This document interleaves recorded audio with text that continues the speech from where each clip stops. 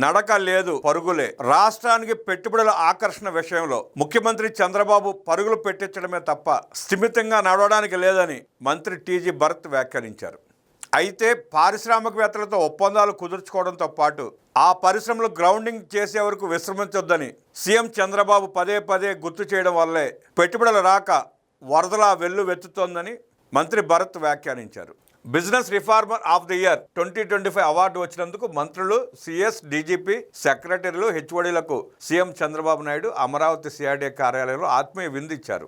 ఈ సందర్భంగా పలువురు మంత్రులు సీఎం సమర్థతను ప్రశంసిస్తూనే చంద్రబాబు టీంలో పనిచేయడానికి తాము ఎంత ఉత్సాహంగా ఉన్నామో అనుభవాలను ఏకరువు పెట్టారు.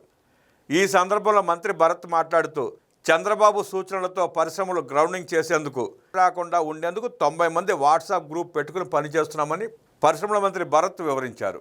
మంత్రి నిమ్మల రామానాయుడు మాట్లాడుతూ ఇంజనీరింగ్ విద్య కోసం పొరుగు రాష్ట్రాలకు వెళ్లే పరిస్థితులు ఉన్న రోజుల్లో ఇంజనీరింగ్ కాలేజీలతో రాష్ట్రాన్ని నింపి నాలెడ్జ్ ఎకానమీకి చంద్రబాబు బాటలు వేశారు.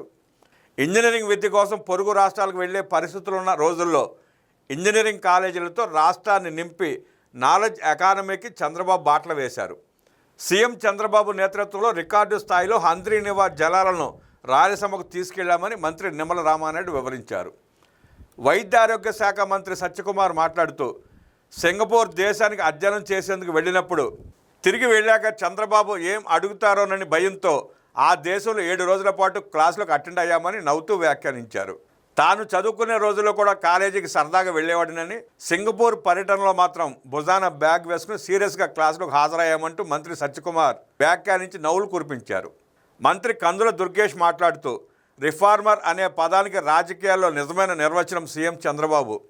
ఏమాత్రం రిలాక్స్ కాకుండా నిరంతరం తాను పని చేయడంతో పాటు టీం కూడా అలాగే పని చేయాలని, అప్పుడే అభివృద్ధి, సంక్షేమం అందించగలమని సీఎం చంద్రబాబు పదే పదే చెప్పే విషయాన్ని గుర్తు చేసుకున్నారు.